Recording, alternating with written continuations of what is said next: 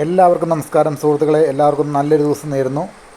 ഇന്ന് ഡേറ്റ് 20/5/2024, സമയം 6 മണി. സുഹൃത്തുക്കളെ, കാളിയാർപ്പുഴയുടെ തീരത്ത് നിന്നാണ് ഞാൻ ഈ വീഡിയോ എടുക്കുന്നത്. ഈ സ്ഥലം എന്ന് പറഞ്ഞു കഴിഞ്ഞാൽ പാറപ്പുഴയ്ക്കും അതുപോലെ തന്നെ കടവൂരിനും ഇടയ്ക്കുള്ള സ്ഥലമാണ്. കാളിയാർപ്പുഴയിൽ നന്നായിട്ട് വെള്ളം ഉയർന്നിരിക്കുകയാണ്. അരപ്പുഴയോളം വെള്ളമായി.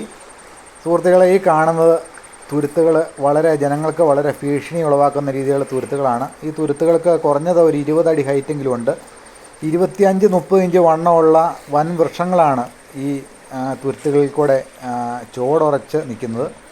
ഈ പുഴ ഗതി മാറി പല സ്ഥലങ്ങളിലേക്ക് ഒഴുകാനുള്ള എല്ലാ സാധ്യതയുണ്ട്. അതുകൂടാതെ ഈ കാലം അത്രയും 2018 ഈ തുരുത്തുകൾ ഈ പുഴയിൽ ഇങ്ങനെ സൃഷ്ടിച്ചത്. അന്നത്തെ ഉരുൾപൊട്ടലിൽ മണൽക്കൂനകളായിട്ട് രൂപാന്തരപ്പെട്ടിട്ട് അതിൻ്റെ മുകളിൽ കാട്ടുവൃക്ഷങ്ങളുടെ തൈകൾ ചാടി മുളച്ച് ഈ ഒരു അവസ്ഥയിലേക്കാണ് നിൽക്കുന്നത്. പുഴയുടെ നടുക്കോടെ നിൽക്കുന്ന ഈ ഭീകരമായ തുരുത്തുകൾ 4-5 സെൻറ്റ് വലുപ്പമുള്ള തുരുത്തുകളാണ്. ഈ പുഴയുടെ സൈഡിലുള്ള തീരങ്ങളെല്ലാം കുത്തി ഒലിച്ച് പോകുന്ന ഒരു അവസ്ഥയിലാണ് ഈ തുരുത്ത് നിൽക്കുന്നത്.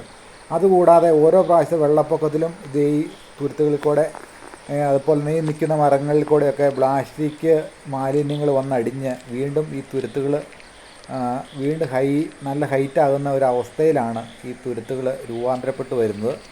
നാളിതുവരെയായിട്ട് പഞ്ചായത്ത് ഗ്രാമസഭയിലൊക്കെ ഈ കാര്യങ്ങൾ അവതരിപ്പിച്ചിട്ട് നാളിതുവരെയായിട്ട് ഇത് നീക്കം ചെയ്യാനുള്ള നടപടികൾ സ്വീകരിച്ചില്ല എന്ന ഒരു ഖേദകരമായ കാര്യം വളരെ വ്യസനത്തോടെ ഞാൻ അറിയിക്കട്ടെ. 2 മഴ കൊണ്ട് തന്നെ ഇത്രയും വെള്ളപ്പൊക്കം ഉണ്ടായെങ്കിൽ ഇനി വരും ദിവസങ്ങളിൽ ഈ തുരുത്തിൻ്റെ അവസ്ഥ, ഈ പുഴയുടെ അവസ്ഥ എന്താവും? ഇത് കര കവിഞ്ഞ് പല സ്ഥലങ്ങളിലേക്ക് ദിക്ക് മാറി ഒഴുകി ജനങ്ങൾക്ക് ഭീഷണി ഉളവാകുന്ന രീതിയിലാണ് ഈ പുഴയിലെ തുരുത്തുകൾ സൃഷ്ടിച്ചിരിക്കുന്നത് എന്നുള്ള കാര്യത്തിൽ ഒട്ടും സങ്കോചമില്ലാതെ എനിക്ക് പറയാനായിട്ട് സാധിക്കും.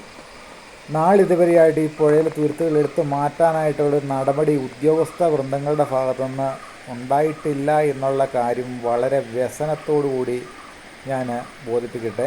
വെള്ളപ്പൊക്കം ഉണ്ടായിക്കഴിഞ്ഞ് കഴിഞ്ഞാൽ വീടുകളിലേക്ക് വെള്ളം എരച്ചു കയറി വളരെയധികം നാശനഷ്ടങ്ങൾ ഉണ്ടാകുമെന്നുള്ള കാര്യത്തിൽ ഒട്ടും സംശയിക്കേണ്ട ആവശ്യമില്ല.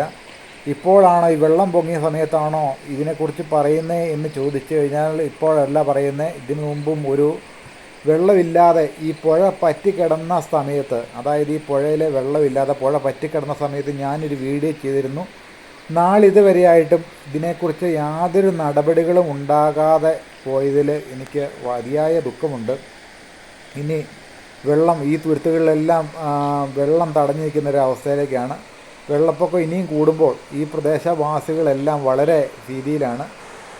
ഈ പുഴ പറ്റിക്കിടന്ന സമയത്ത് ഈ തുരുത്തുകൾ നീക്കം ചെയ്യുമായിരുന്നെങ്കിൽ ലക്ഷങ്ങളുടെ നാശനഷ്ടം കർഷകർക്കുണ്ടാകാതെ ഈ നാട്ടിലുള്ള കർഷകരെ സംരക്ഷിക്കാമായിരുന്നു. അതുകൂടാതെ ജനങ്ങളുടെ ജീവനും സ്വത്തിനും ഒരു അഭയം കൊടുക്കാനുള്ള ഉത്തരവാദിത്വം, ധാർമ്മിക ഉത്തരവാദിത്വം പഞ്ചായത്തിൻ്റെ ഭാഗത്തുനിന്ന് കാണിക്കാമായിരുന്നു. ഇതിനു മുമ്പ് ഞാനൊരു വീഡിയോ ഇട്ടിരുന്നു. പക്ഷേ നാളിതുവരെയായിട്ട് ഈ തുരുത്തുകൾ നീക്കാനായിട്ട് 2018 സൃഷ്ടിച്ച ഈ തുരുത്തുകൾ നീക്കാനായിട്ടുള്ള യാതൊരു നിയമ നടപടികളും ഗവൺമെൻറ്റിൻ്റെ ഭാഗത്തുനിന്നോ അതുപോലെ തന്നെ മേലധികാരികളുടെ ഭാഗത്തുനിന്നോ ഉണ്ടായിട്ടില്ല എന്ന ഒരു നഗ്ന സത്യം ഞാൻ ഈ ചാനൽ വഴി ഞാൻ നിങ്ങളോട് പറയട്ടെ. വളരെ ദുഃഖകരമായ രീതിയിലാണ്, വളരെ ആൾക്കാർക്ക് വളരെ ഭീതി ഉളവാക്കുന്ന രീതിയിലുള്ള തുരുത്തുകളാണ് ഇത് സൃഷ്ടിച്ചാക്കുന്നത്. ഇങ്ങനെ ഈ തുരുത്തുകൾ സൃഷ്ടിച്ചാക്കുന്ന വഴി ഈ പുഴ ഗതി മാറി പല സ്ഥലങ്ങളിലേക്ക് ഒഴുകാനുള്ള എല്ലാവിധ സാധ്യതകളുണ്ട്. കാരണം ഒരു പ്രദേശം മൊത്തത്തിൽ ഒലിച്ചു പോകാനുള്ള ഒരു സാധ്യതകളാണ് ഈ തുരുത്തുകൾ ഈ പുഴയിൽ സൃഷ്ടിച്ചാക്കുന്ന വഴി ഉണ്ടാകുന്നത്. സുഹൃത്തുക്കളെ, വീഡിയോ അധികം ദൈർഘിപ്പിക്കുന്നില്ല. എല്ലാവർക്കും നല്ലൊരു ദിവസം നേരുന്നു. അതുപോലെ തന്നെ ഉന്നത അധികാരികളിലേക്ക് ഈ വീഡിയോ മാക്സിമം ഷെയർ ചെയ്യുക. Have A nice day.